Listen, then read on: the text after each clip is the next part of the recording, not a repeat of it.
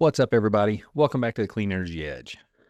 One of the biggest criticisms I've heard about solar over the years, and honestly, one I've shared myself, is the question of what happens at the end of a panel's life. For a long time, that concern was completely legitimate. The industry didn't have clear pathways, and landfilling was the default. But that's changing. Now, real solutions exist. Reuse, resale, and true recycling that actually keeps valuable materials in the circular economy. So to break all this down, I'm joined by someone who lives and breathes this work, Dr. Janette Freeman from FabTech Solar Solutions, one of the strongest voices in the industry on reuse, recycling, and circularity. But before we dive in, don't forget to hit like, subscribe, and tap the alert bell. Now let's get into it. Janette, great to have you here. Thanks for coming on the show. Thanks, Russ. I'm so glad to be here, and I appreciate the invite. Well, share a little bit about yourself for anyone in our audience that may not be familiar with your work. Okay, great. Thank you.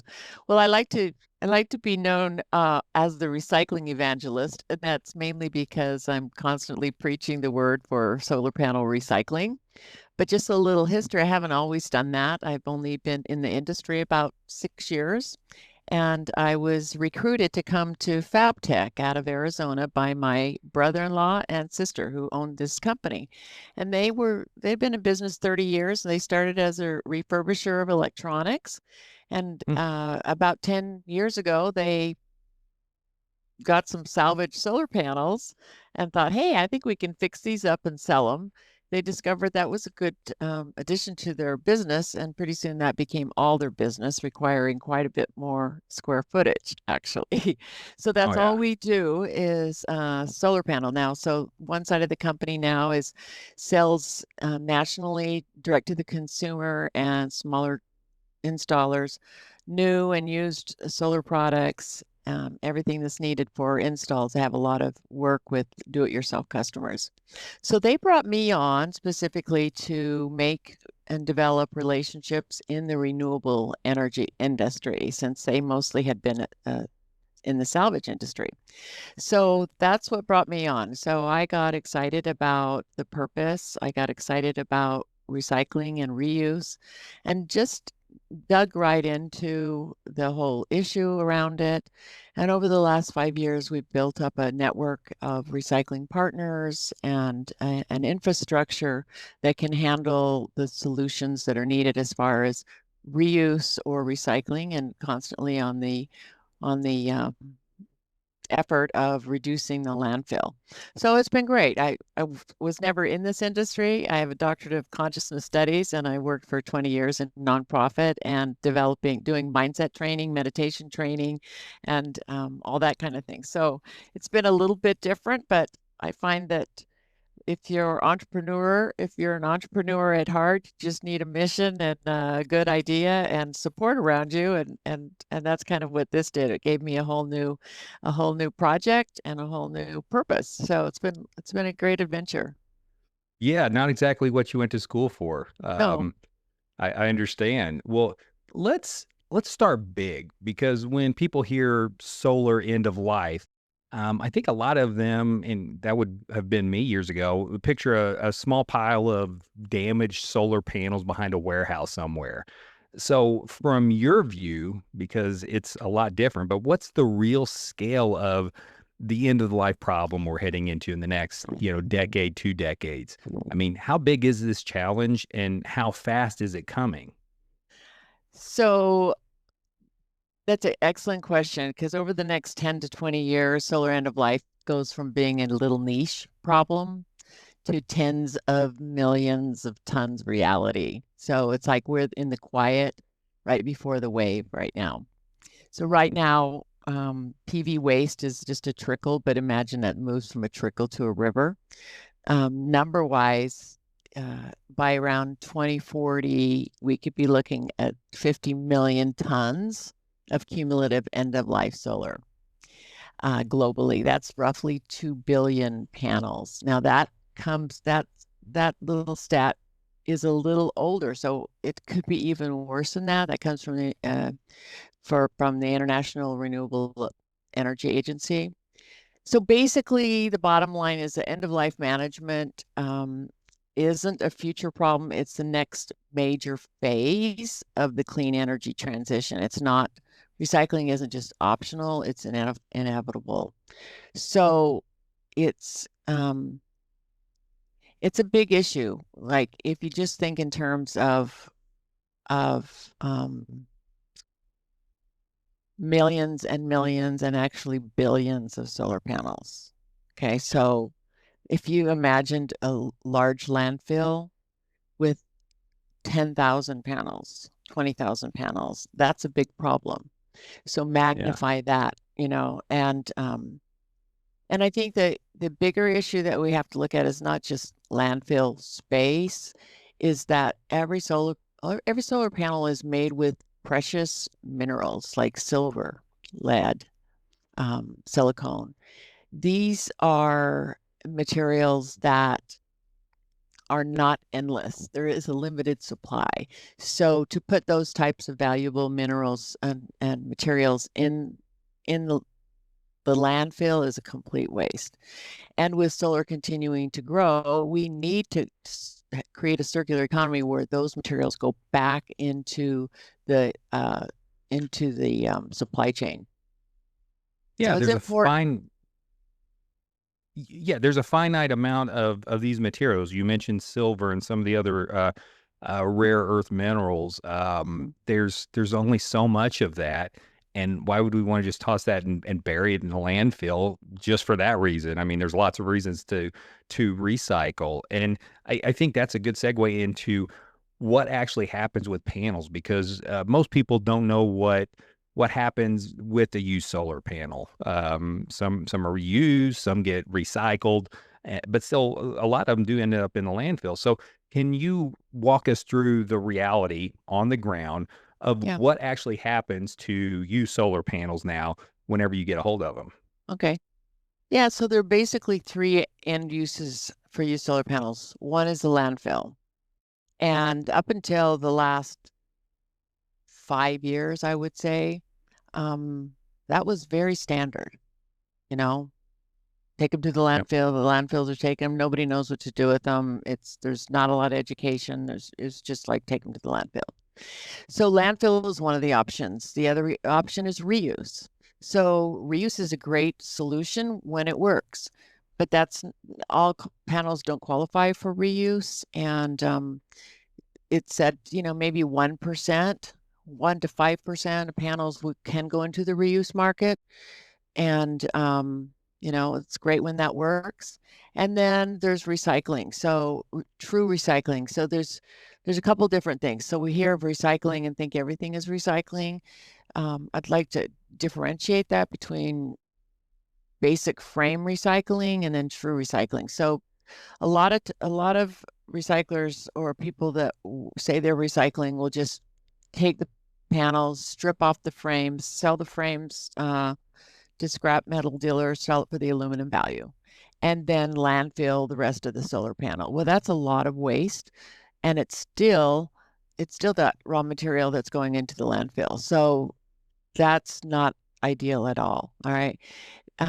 What a lot of people are calling true recycling. True recycling is where the entire solar panel is recycled, meaning the material is separated, the aluminum gets taken off, and it gets processed and sold as aluminum, and then it goes through another process where the glass can be separated from the cell, and the glass can be put into other uses, and then the cell material can be broken down, separated, and then repurposed as silver or copper or whatever.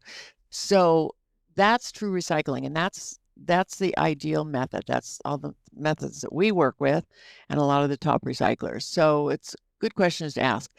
But I think the thing to look at is that, and I've heard different specs from different things, like back in 2021 when NREL published, it was really single digit, 1 to 5% as well, was going into going into the recycling from landfill, up to 10% at certain points. Okay. Hmm. That's it's a very small amount of the total amount of panels getting recycled versus landfilled. All right. So we have a lot of growth to make in that area. But I will tell you that when I started, 6 years ago, I could hardly find any recyclers that were recycling solar panels. Right. There were a Right. handful. Right. And now there's so many new recyclers that have come into the space. There are also many e-waste recyclers who have, upgraded equipment and got developing new markets so that they also can recycle the solar panels, starting Hmm. to see that there's going to be a need for it. So recycling has grown. At the same time, at the same time, the social pressure has grown. And I've always been a Right. big believer that that recycling is going to change when there's social pressure is pushing it. And social influence is actually greater than and faster than legislative pressure. And Yeah. we've certainly seen that.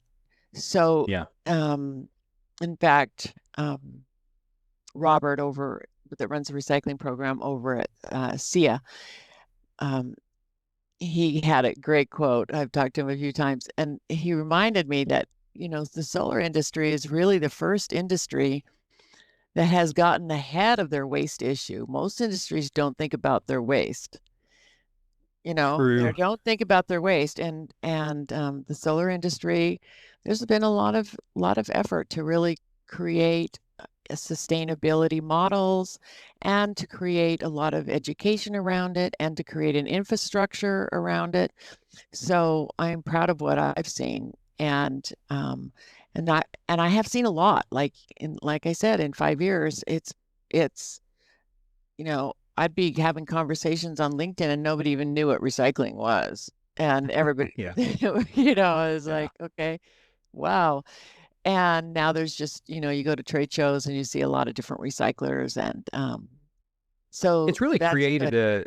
a new sector, right? It's Yes. created jobs, and that's always something that we want to talk about with the economy. So it's done, the job creation piece.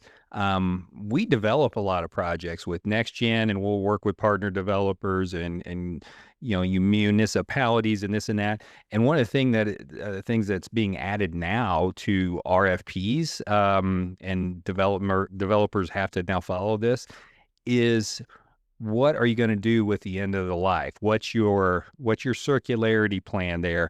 What are you going to do with the panels and the racking? Racking's pretty easy, right, to Yeah. run through and recycle, but you actually have to have that as part of your plan these days, to actually really move a project forward. So that's something that just a few years ago, some people had it, but a lot of people didn't. So we're seeing that kind of snowball, which is pretty important.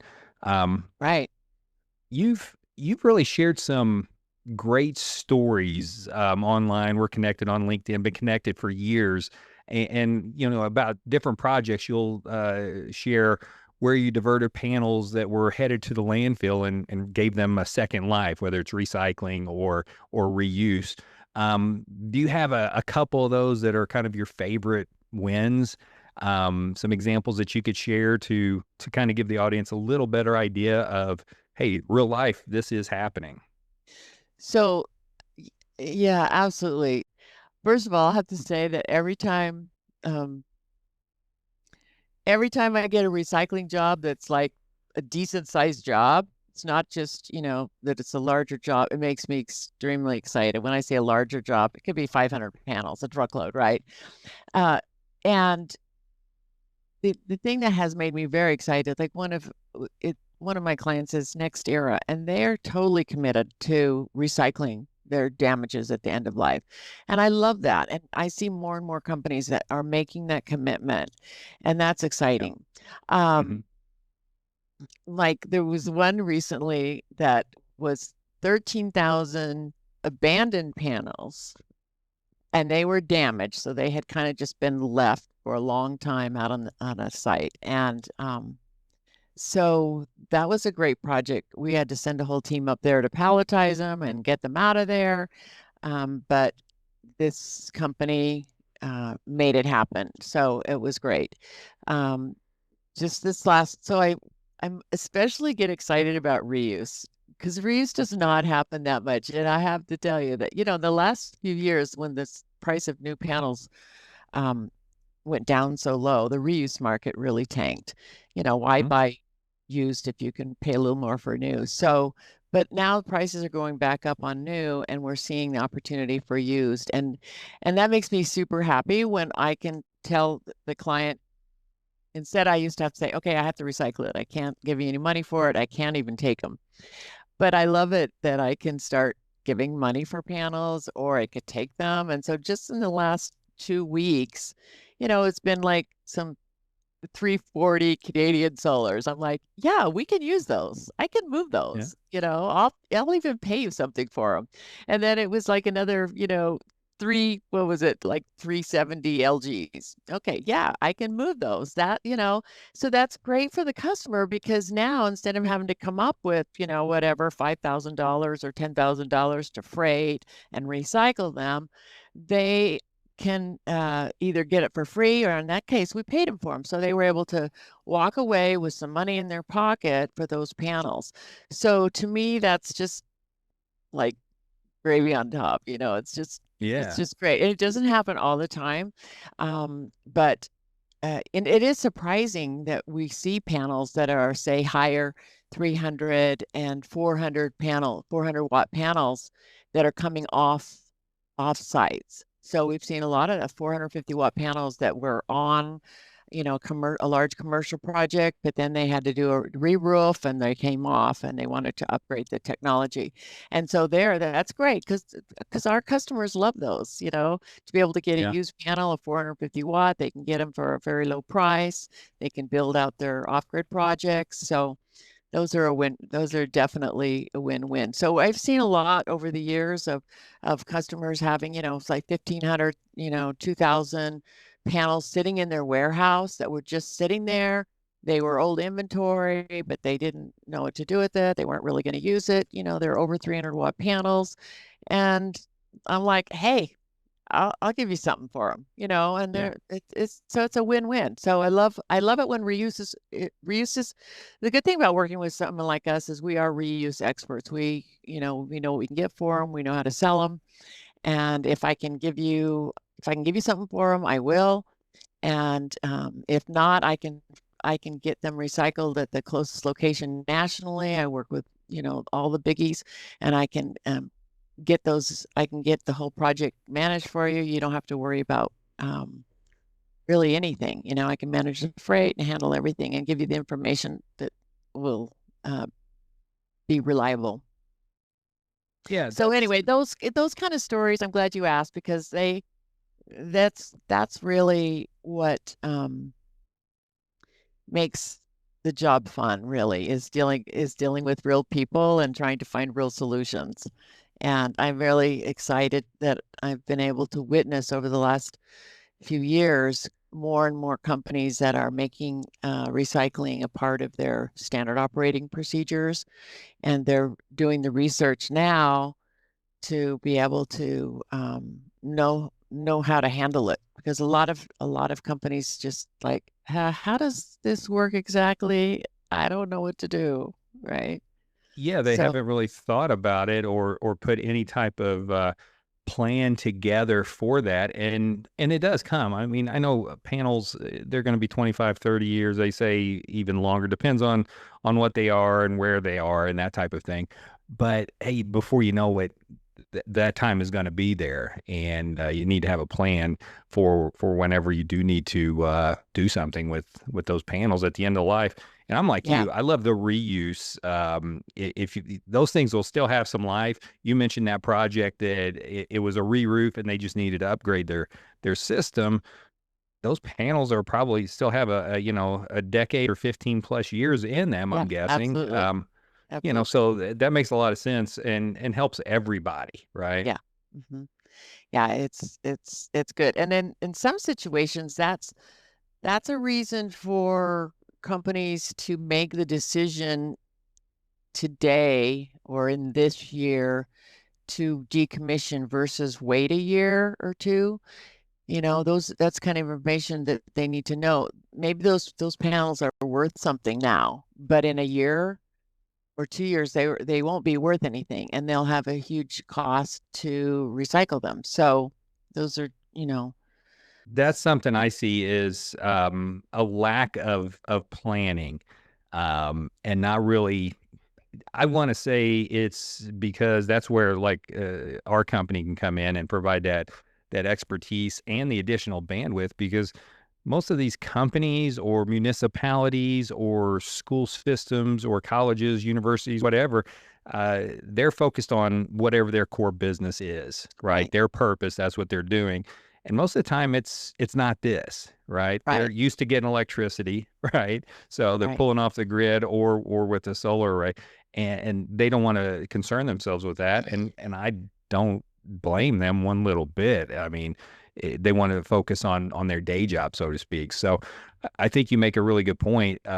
They need to think about this sooner rather than later, I think, is kind of what you're getting at, I guess. Right. And so I totally understand most people and companies deal with what's emergencies right in front of them right then.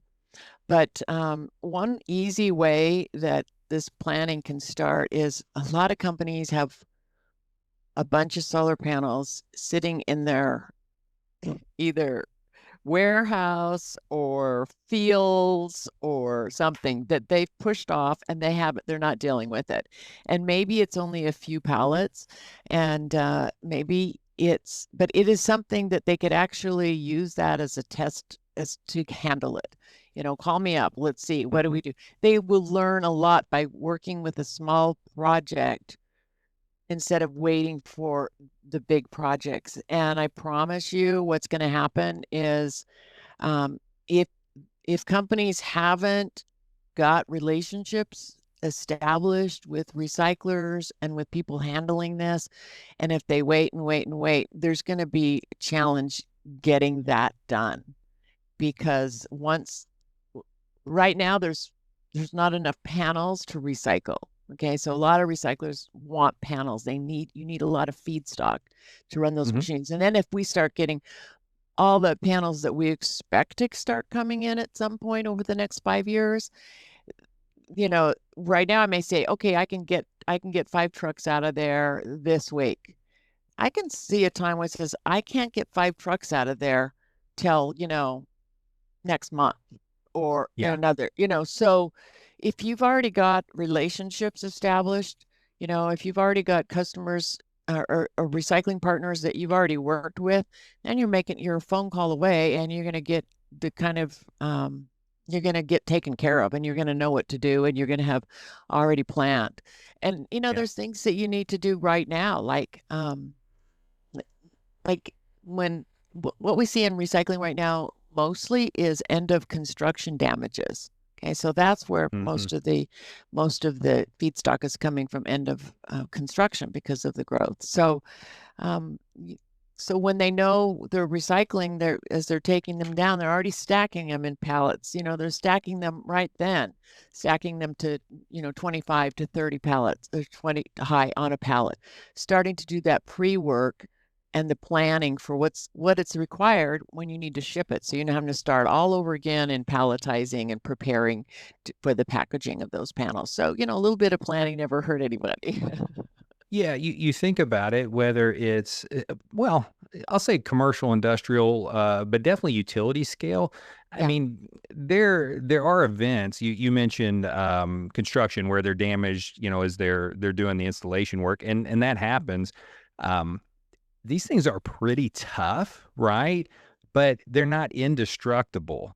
So you think about a bit like tornado roll through or something and destroy a solar farm someplace. That developer and that project owner, whoever's doing the operation and maintenance, they really need to have this plan in place and ready. Okay, yeah, we've got here on our plan. Here's what we've got to do. We need to call Janette and kind of get this put together.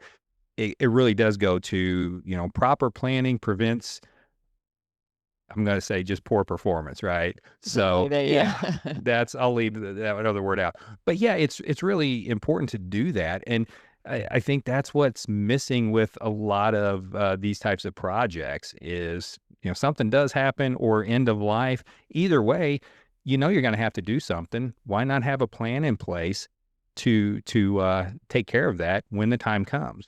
Yeah. One more story, and then I know that we don't have too much time, but um, just yesterday I received a call from a farmer, like in the Midwest someplace, and he was selling going to lease his farmland for some solar development.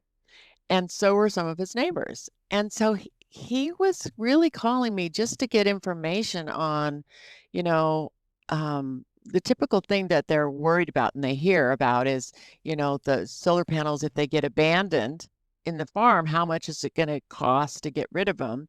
Or he wasn't so concerned about that because he thought there might be a decommission bond that's going to be required.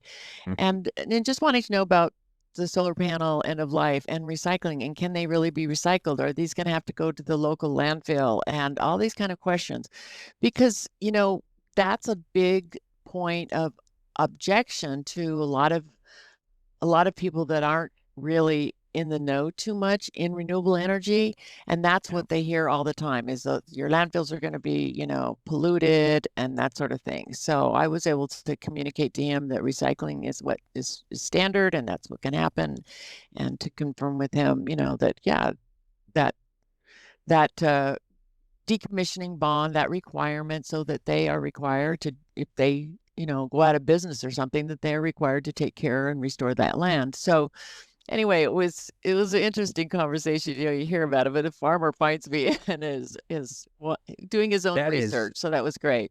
Yeah, that is so encouraging because there's so many I'll say misinformation and really a lot of disinformation. Like, Yeah. oh, these panels they leach chemicals into the ground and they'll get into your water and poison all these kind of things. And those are easy to take away if you're not Yeah. educated on what this technology really does. And to hear that someone's actually reaching out and doing that research themselves, which I tell people, hey, don't take my word for it. Go out and do your own research. That's heartening to hear that people are really doing that and reaching out, especially like the end of life stuff and recycling. That is so. I'm that just made my day. I Yeah. love that. Yeah. Oh, I good. love Good. that. Yeah. Yeah. I loved it too. It was great. Well, this is really one of those conversations the industry needs to have. Everybody needs to hear this, and I appreciate how you broke everything down into a way that's actionable and kind of lets everybody know this. Um, before we wrap up, where can listeners connect with you or reach out if they have questions like his farmer did or need some Yeah. help with strategies? Yeah, you bet. So our company's fabtech.net, and my email is the best way is jfreeman@fabtech.net. So you can find me on LinkedIn. I create a lot of content and educational content on LinkedIn. We have a lot of information and blogs on our website. And a quick email, I respond right away. I'm happy to answer questions. I'm happy to get on the phone and answer your questions. So I love doing this and I love connecting with people on this conversation. So I thank you for giving me the opportunity to talk about it. And I look forward to talking to other people about it too. I love it. Janette, thanks again for joining us. And for everybody listening, if you got value out of this episode, hey, do me a favor. Hit that like, subscribe, share it with someone in solar development or asset management. This is a topic that all of us are going to have to deal with sooner than we really probably think. Thanks for listening to Clean Energy Edge. We'll catch you next time.